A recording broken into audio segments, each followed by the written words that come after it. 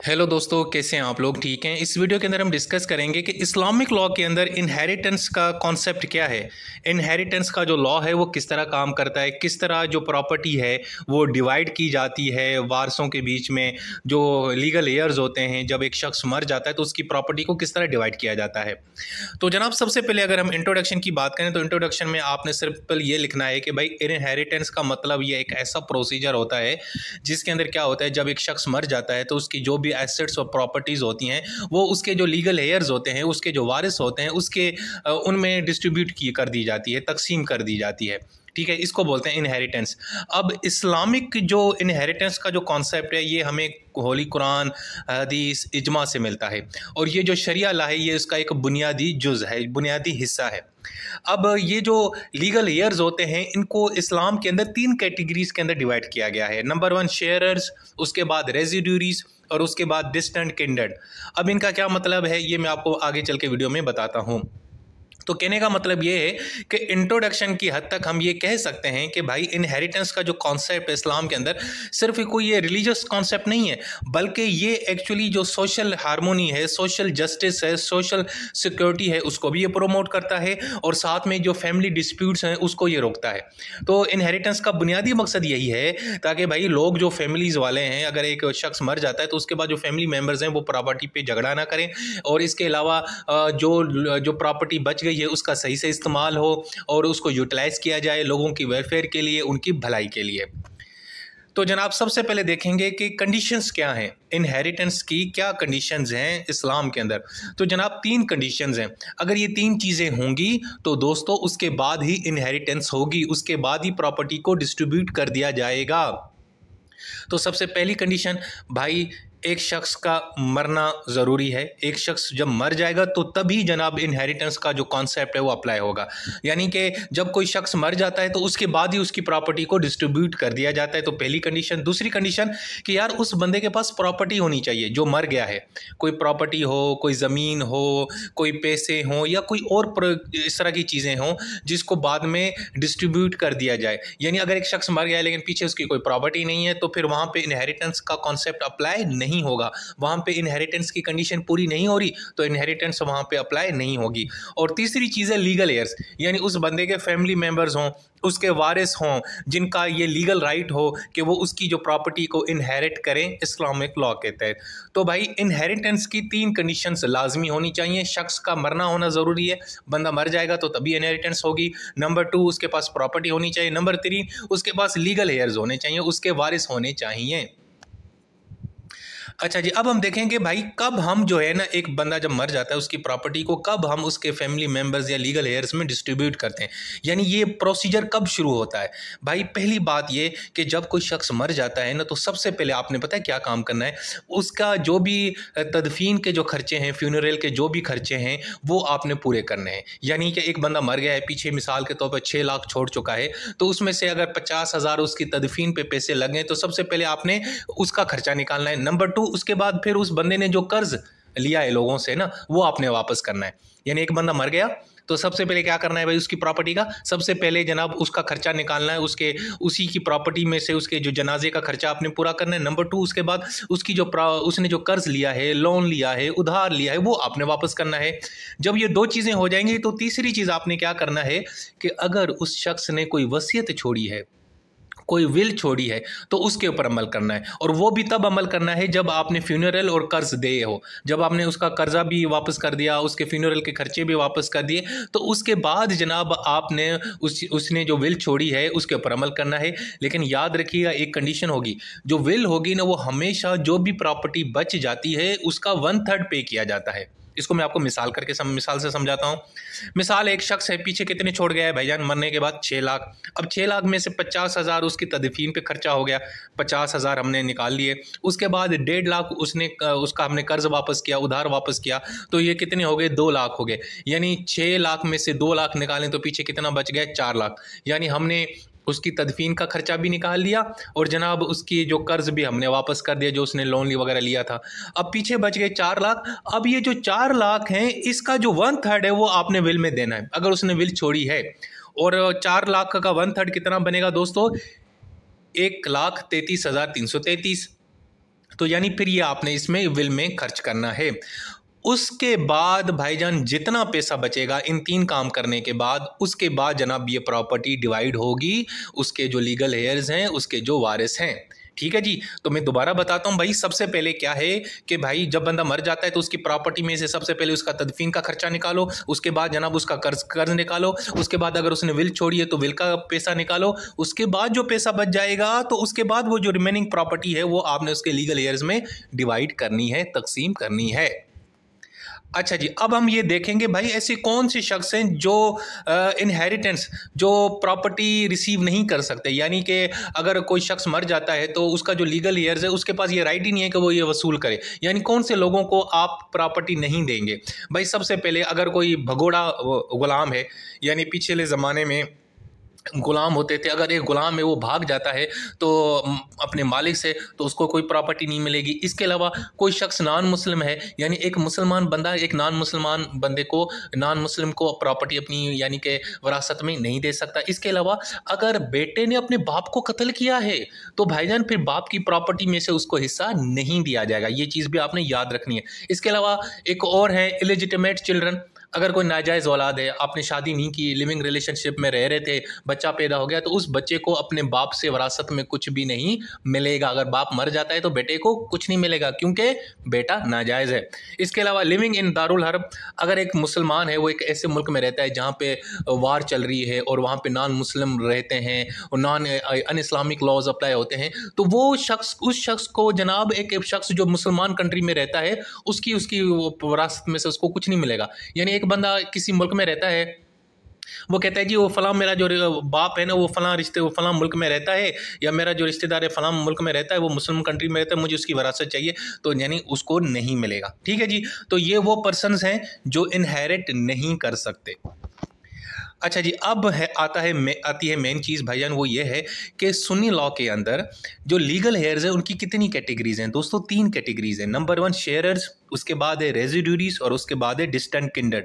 भाई शेयरर्स वो लोग हैं जिनको फिक्स्ड शेयर दिया जाता है।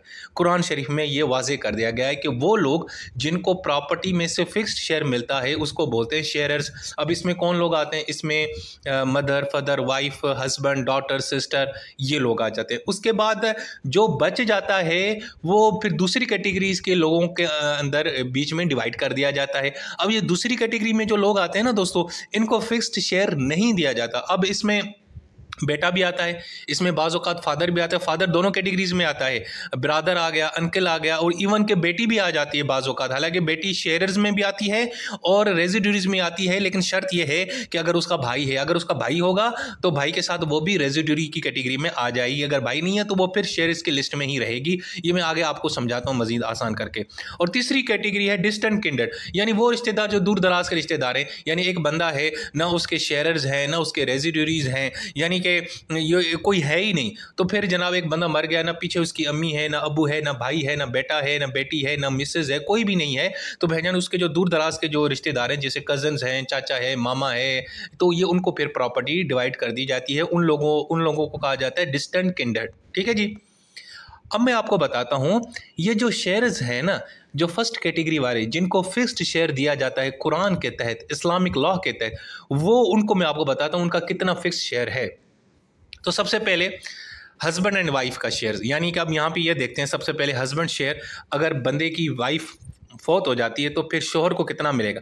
भाईजान शोहर को उसकी प्रॉपर्टी में से 50% मिलेगा, यानी 1/2 मिलेगा। शर्त यह है कि अगर बच्चे नहीं हैं, नंबर 1, अगर बच्चे हैं तो कितना मिलेगा शोहर को वाइफ की प्रॉपर्टी में से? 1/4 यानी 25%। इसी तरीके से अगर शोहर मर जाता है तो बीवी को कितना शेयर मिलेगा भाईजान? 25%। अगर बच्चे नहीं हैं, अगर बच्चे हैं तो बीवी को कितना मिलेगा? 1/8 यानी 12.5%। अच्छा, यहाँ पे एक चीज़ याद रखिएगा कि अगर एक बंदे की ज़्यादा बीवी हैं तो ज़्यादा बीवियों को भी इसी तरीके से यानी कि बराबर ही डिवाइड कर दी जाएगी। तो ये तो होगी पहली कैटेगरी हस्बैंड एंड वाइफ की। अब देखते हैं शेयर्स ऑफ पेरेंट्स, यानी एक शख्स मर गया, उसके अम्मी और उसके अब्बू को कितने पैसे मिलेंगे। अब अम्मी का कितना शेयर है, अगर एक बंदा मर गया है, पीछे उसके बच्चे भी हैं और 2 या 2 से ज़्यादा उसके बहन भाई भी हैं, तो अम्मी को कितना शेयर मिलेगा भाई 1/6, यानी 16%, 6% मिलेगा। और अगर पीछे वो उसकी कोई औलाद भी नहीं है और उसके कोई सिबलिंग भी नहीं है, या एक भाई है या एक बहन है या कोई भी नहीं है, तो जनाब उसको फिर कितना मिलेगा 1/3, यानी 33.33%। किसको मिलेगा ये, उसकी अम्मी को मिलेगा। लेकिन अगर मरने वाला पीछे सिर्फ अपनी बीवी छोड़ के जाता है, या अगर बंदा है तो वो बीवी छोड़ के जाता है, और अगर बंदी है तो वो अपने पीछे से अपना शोहर छोड़ के जाती है, और साथ में उसका फादर भी है लेकिन बच्चे नहीं है, तो उस सूरत में जितना भी बच जाएगा उसमें से 1/3, यानी 1/3 प्रॉपर्टी मिलेगी, यानी 33.3% उसकी वालदा को मिलेगा। ठीक है जी, ये मैं दोबारा बताता हूँ। सबसे पहले मदर का शेयर क्या होगा, अगर बंदा मर गया है, पीछे से बच्चे भी हैं और उसके बहन भाई भी हैं, तो अम्मी को कितना मिलेगा 1/6, यानी 16% मिलेगा। और अगर बच्चे नहीं हैं, बहन भाई भी बहुत कम हैं, या एक है या कोई भी नहीं है, तो उस सूरत में 1/3 मिलेगा, 33.3% मिलेगा। लेकिन अगर मरने वाला पीछे अपना एक स्पाउस छोड़ जाता है, साथ में अबू छोड़ जाते हैं और बच्चे नहीं हैं, तो उस सूरत में वालदा को जितनी प्रॉपर्टी उसने लेफ्ट की है उसका कितना मिलेगा 33.3%। अच्छा जी, अब उसके बात है उसके अब्बू को कितना मिलेगा। भाई अगर बंदा मर जाता है, पीछे उसका एक बेटा भी है या ग्रैंडसन है, तो उसके अब्बू को कितना मिलेगा, वही 1/6, यानी 16.66%। लेकिन अगर एक बंदा मर गया है, पीछे से उसकी बेटी है या बेटियां हैं लेकिन कोई बेटा नहीं है, तो उस सूरत में उसके वालिद साहब को कितने पैसे मिलेंगे भाई, एक तो 16% फिक्स मिलेगा, प्लस में रेजिड्यूरी यानी एक्स्ट्रा भी मिलेगा, जो बच जाएगी उसमें से भी मिलेगा। और अगर एक बंदा मर गया है, उसका पीछे कोई औलाद ही नहीं है, ना बेटा है ना बेटी है, तो फिर उस सूरत में उसके अब्बू को कितने पैसे मिलेंगे भाई, उसके अब्बू को यानी कि रेजिडरी, यानी जितनी भी बच जाएगी वो सारी की सारी प्रॉपर्टी उसके हिस्से में चली जाएगी। तो ये हो गया वालिदैन का शेयर्स। अब देखते हैं बच्चों का कैसे शेयर्स है। बड़ा इंटरेस्टिंग है यार। मिसाल है, एक बंदा है, वो मर गया, पीछे से उसके बेटे भी हैं बेटियां भी हैं। अब बेटे और बेटियों को ना फिक्स्ड शेयर यहाँ पे नहीं मिलेगा, यानी एक बंदा है, उसके 4 बेटे हैं 3 बेटियां हैं, तो अब इनको ना ये रेजिडरीज की कैटेगरीज में आएंगे, यानी जितनी भी प्रॉपर्टी बच गई है उसमें से जनाब इनको मिलेगा। और यहाँ पे एक असूल भी याद रखिए कि कुरान शरीफ में एक असूल है कि जो बेटा है उसको बेटी के मुकाबले में डबल मिलेगा। और उसकी वजह यह है कि जो बेटा है भाई उसके ऊपर मेंटेनेंस के जिम्मेदारियाँ होती हैं, उसने घर चलाना होता है, बीवी का जिम्मेदारी उसके ऊपर है, बच्चों की देखभाल उसका खर्चा पानी उसकी जिम्मेदारी है। ठीक है, मिसाल के तौर पर आपने प्रॉपर्टी के 3 हिस्से किए ना, तो 2 हिस्से बच्चे को जाएंगे, बेटे को जाएंगे, एक हिस्सा किसको जाएगा, बेटी को जाएगा। इसको मजीद हम आसान करते हैं, जो प्रॉपर्टी है उसमें से एक हिस्सा बेटे को, 2 हिस्से जाएंगे बेटियों को। मिसाल के तौर पर टोटल 4 पार्ट्स हैं, तो 4 पार्ट्स में से 2 हिस्से जाएंगे एक बेटे को, और 2 बेटियां हैं तो उनको एक एक हिस्सा मिलेगा, यानी बच्चे को, बेटे को 2 पार्ट्स मिलेंगे तो बेटी को 1 पार्ट्स मिलेगा। तो पहली तो ये आ गई कि भाई अगर बंदा मर गया है, पीछे से बेटियां भी हैं बेटे भी हैं, तो जितनी प्रॉपर्टी है उनके अंदर डिवाइड की जाएगी। लेकिन असूल ये है कि बेटों को डबल मिलेगा और बेटियों का उसका यानी कि हाफ मिलेगा, यानी बेटे को अगर 2 हिस्से मिलते हैं तो बेटी को 1 हिस्सा मिलेगा। अच्छा जी, अब ये दूसरी कंडीशन है कि मिसाल के तौर पर बेटा नहीं है, बंदा मर गया, पीछे 4 बेटियां छोड़ के चला गया, तो भाईजान अगर एक बेटी छोड़ गया है तो एक बेटी को आधी प्रॉपर्टी मिलेगी। ठीक है, अगर 2 या 2 से ज़्यादा बेटियां हैं तो जनाब उनको 2/3 यानी 66.6% प्रॉपर्टी का हिस्सा मिलेगा। यानी अगर एक बेटी है तो 50%, अगर 2 या 2 से ज़्यादा बेटियां हैं तो सबको बारी बारी कितना मिलेगा, 66.66% मिलेगा। ठीक है, लेकिन अगर मरने वाला साथ में एक बेटा भी छोड़ जाता है तो फिर क्या होगा, यानी अब एक बेटा है और बाकी बेटियां हैं, तो भाई उस सूरत में बेटियों को ये फिक्स्ड शेयर जो मैंने आपको ऊपर बताया वो नहीं मिलेगा। यानी बेटियों को अब फिक्स्ड शेयर नहीं मिलेगा, यानी 1/2, 2/3 नहीं मिलेगा, बल्कि वो रेजिडरीज की कैटेगरी में आ गई। अब जनाब उनको उतना मिलेगा, यानी बेटे को आपने जितना दे दिया उसके बाद जो बच जाएगा हाफ वो आपने बेटी को देना है।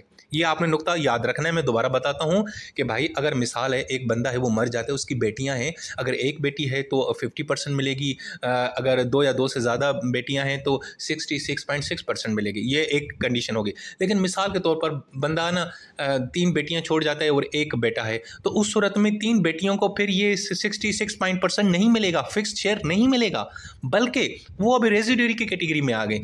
अब यानी कि जो बच जाएगा बेटे को पहले देना है, बेटे यानी कि बेटे को 2 हिस्से देने हैं तो 1 हिस्सा फिर बेटी को दे देना है।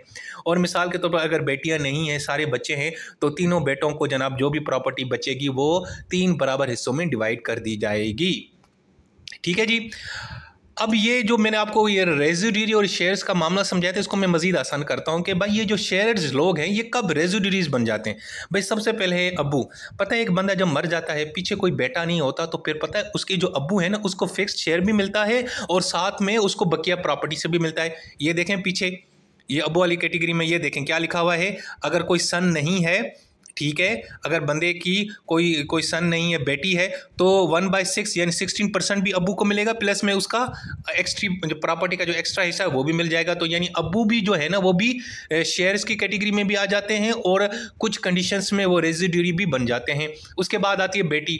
अगर भाई है, एक बंदा है, उसका एक बेटा है और उसके साथ बेटी भी है, तो अब बेटी को जो है ना वो फिक्स शेयर नहीं मिलेगा, यानी कि बेटे को देने के बाद जो बच जाएगा वो आपने फिर बेटी को देना है, लेकिन बेटी को बेटे के मुकाबले में हाफ मिलेगा। यानी बेटा जो है ना उसको अगर 2 लाख प्रॉपर्टी 2 लाख उसके हिस्से में प्रॉपर्टी आई तो बेटी को कितना मिलेगा, 1 लाख। इसी तरीके से अगर आपका जो बेटा है उसका बेटा भी मौजूद है तो और उसके साथ उसकी बेटी भी मौजूद है, तो वो बेटी फिर क्या बन जाएगी, भाई के साथ रेजिड्यूरी बन जाएगी। ठीक है। इसी तरीके से अगर आपका फुल सिस्टर है, यानी एक फुल सिस्टर यानी जिसकी अम्मी और अबू सेम हो, और एक भाई है उसकी फुल सिस्टर भी है, तो वो जो फुल सिस्टर है उसको भी क्या होगा कि पहले भाई को प्रॉपर्टी देंगे, उसके बाद उसको दिया जाएगा, यानी वो भी रेजिड्यूरी बन जाएगी भाई के साथ। ठीक है जी।